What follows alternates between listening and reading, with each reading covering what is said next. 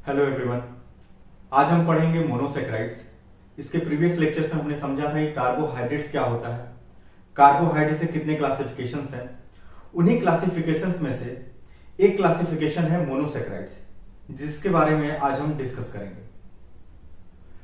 तो मोनोसेक्राइड्स क्या होते हैं? ऐसे कार्बोहाइड्रेट्स जो कि सिंगल यूनिट से बने हों, ऐसे कार्बोहाइड्रेट जो कि सिंगल यूनिट ऑफ सेक्राइड से मिलकर बने हों, जिसका कोई भी डिवीजन, कोई भी हाइड्रोलिसिस नहीं हो सकता।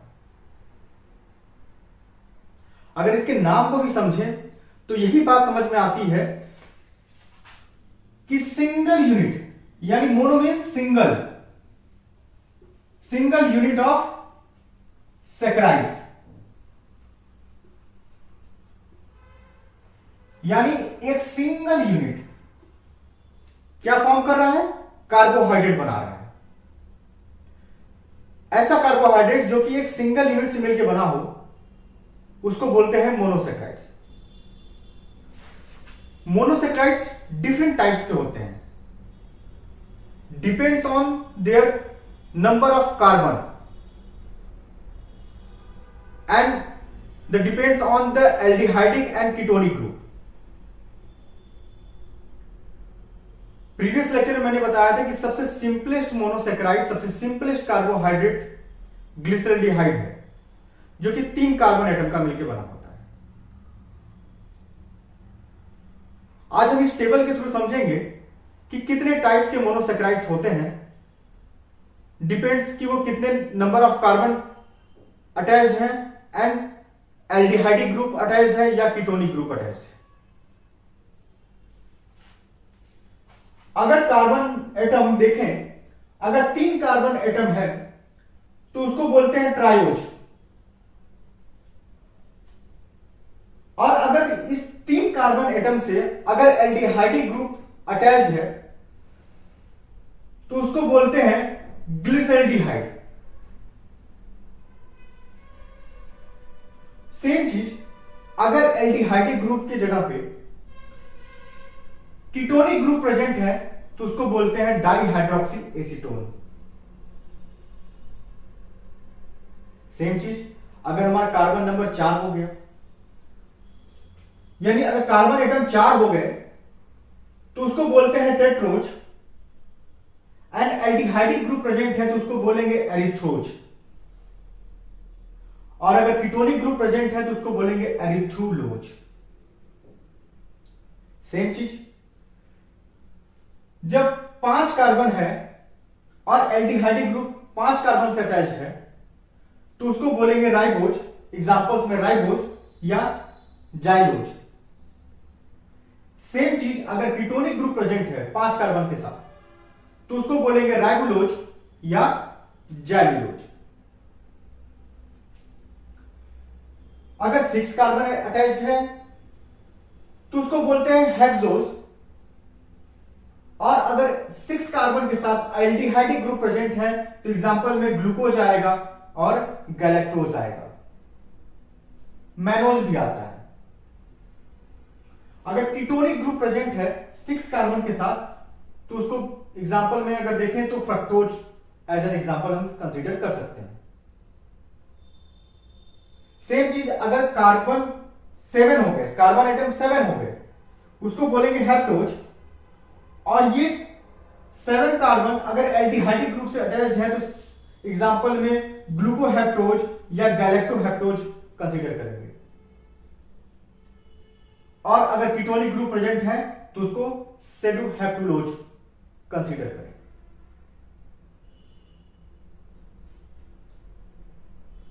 आइए समझते हैं कि glyceraldehyde, dihydroxy acetone, erythrose, erythrulose, glucose, fructose के स्ट्रक्चर्स कैसे बनते हैं, कैसे कंफर्म हो रहा है कि ये 6 कार्बन का है या एल्डिहाइडिक ग्रुप है या कीटोनिक ग्रुप है,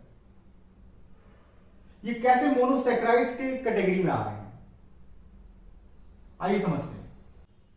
आइए समझते हैं ट्रायोज, जो कि 3 कार्बन एटम्स का बना होता है। ट्रायोज में एग्जांपल था ग्लिसरल्डिहाइड, अगर एल्डिहाइडिक ग्रुप है। अब अगर कीटोनिक ग्रुप है तो वो हो जाएगा डाइहाइड्रोक्सी एसीटोन।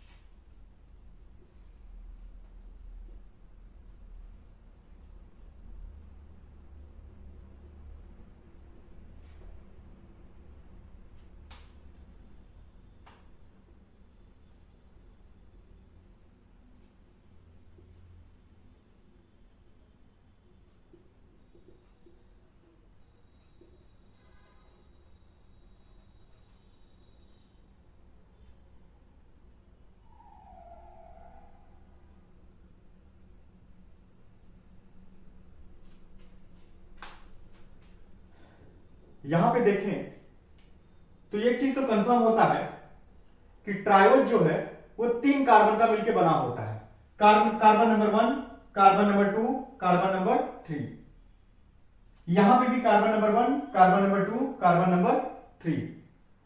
जैसा कि हमने बताया था कि ग्लिसरल्डिहाइड जो है वो एल्डिहाइडिक ग्रुप से आता है और डाइहाइड्रोक्सी एसीटोन कीटोनिक ग्रुप से आता है। तो यहां पे देखें कीटोन में तो जो सेकेंड नंबर पे कार्बन है वो डायरेक्टली कीटोनिक ग्रुप का है।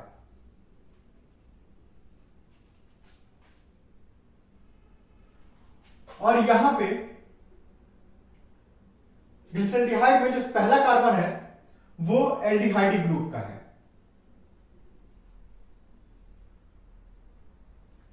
एक चीज और समझ में आता है कि ग्लिसरल्डिहाइड में 1 कायरल कार्बन प्रेजेंट होता है, जबकि डाइहाइड्रोक्सी एसीटोन में एक भी कायरल कार्बन प्रेजेंट नहीं होते हैं। कायरल कार्बन क्या होता है उसको समझते हैं।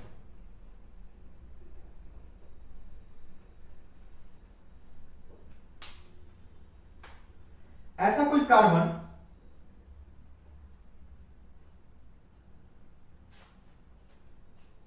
जिसके चारों साइड्स किसी ना किसी फंक्शनल ग्रुप से अटैच्ड है। ऐसा कार्बन जिसके चारों साइड्स कोई ना कोई फंक्शनल ग्रुप प्रेजेंट हो उनको बोलते हैं कायरल कार्बन। अगर यहां पे देखें तो कार्बन नंबर 2 जो है वो एक कायरल कार्बन है। क्यों? क्योंकि इसका 1 hand, second hand, third hand, fourth hand, चारों हैंड, चारों साइड्स किसी ना किसी फंक्शनल ग्रुप से अटैच हैं। अगर हम डाइहाइड्रोक्सी एसीटोन में देखें तो इसके सिर्फ 3 साइड किसी ना किसी ग्रुप से अटैच्ड हैं। जो ये फोर्थ साइड है ये किसी से भी अटैच नहीं है, तो ये कायरल कार्बन नहीं होगा। क्लियर? आगे बढ़ते हैं। टेट्रोज में एग्जाम्पल था, एल्डिहाइडिक एग्जाम्पल था एरिथ्रोज और कीटोनिक एग्जाम्पल था एरिथ्रोलोज।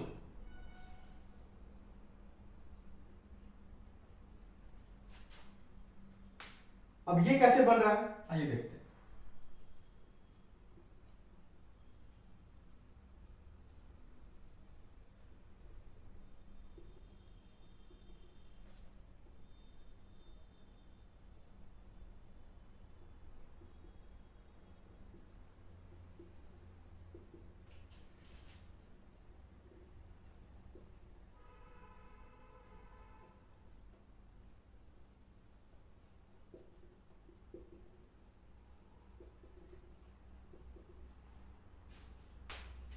यहां पे देखें तो कार्बन नंबर 1, 2, 3 एंड 4।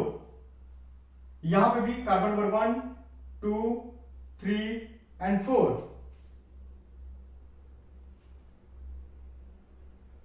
अब कायरल कार्बन की बात करें तो एरिथ्रोज के पास जो एल्डिहाइडिक ग्रुप है उसमें 2 कायरल कार्बन प्रेजेंट हैं।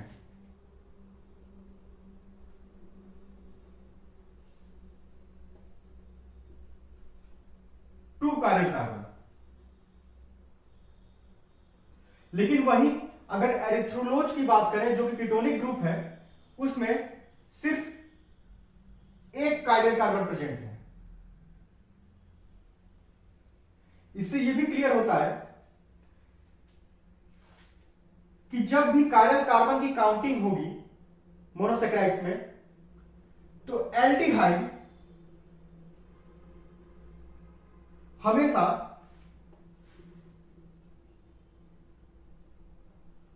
कीटोनिक ग्रुप से 1 कायरल कार्बन ज्यादा होगा। अगर एल्डिहाइडिक ग्रुप के पास 3 कायरल कार्बन है तो कीटोनिक ग्रुप के पास 2 कायरल कार्बन होंगे। अगर एल्डिहाइडिक ग्रुप के पास 4 कार्बन है कायरल कार्बन है तो कीटोन के पास 3 कायरल कार्बन होंगे। वन मोर थिंग कि जितने नंबर ऑफ कार्बन एटम होंगे उनसे जब भी कायरल कार्बन की काउंटिंग स्टार्ट होगी -2। अगर कायरल कार्बन 4 है तो टोटल कार्बन एटम जो है वो 6 होंगे। अगर टोटल कायरल कार्बन 3 है तो टोटल कार्बन एटम्स 5 होंगे। यानी एल्डिहाइड के पास 2 कायरल कार्बन होंगे और कीटोन के पास 1 कायरल कार्बन होंगे। क्लियर? यानी जितने नंबर ऑफ कार्बन एटम होंगे मोनोसेक्राइड्स में उससे अगर -2 करेंगे तो एल्डिहाइडिक ग्रुप के कितने कायरल कार्बन हैं वो क्लियर हो जाएंगे, कंफर्म हो जाएंगे। और जब एल्डिहाइडिक ग्रुप के कायरल कार्बन कंफर्म हो जाएंगे तो उससे -1 कर देंगे तो कीटोनिक ग्रुप के कायरल कार्बन कंफर्म हो जाएंगे। आइए अब हेक्सोस को समझते हैं एज एन एग्जांपल लेके। इसका सबसे पहला एग्जांपल है ग्लूकोज। अगर एल्डिहाइड की बात करें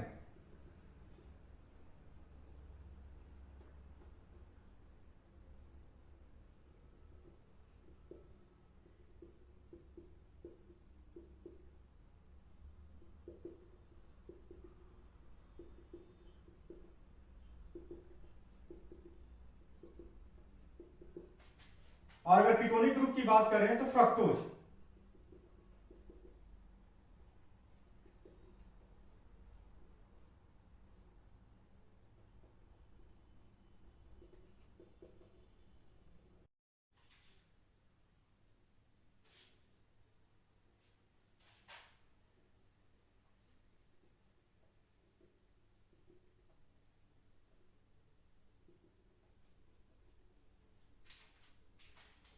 this is glucose and this is fructose.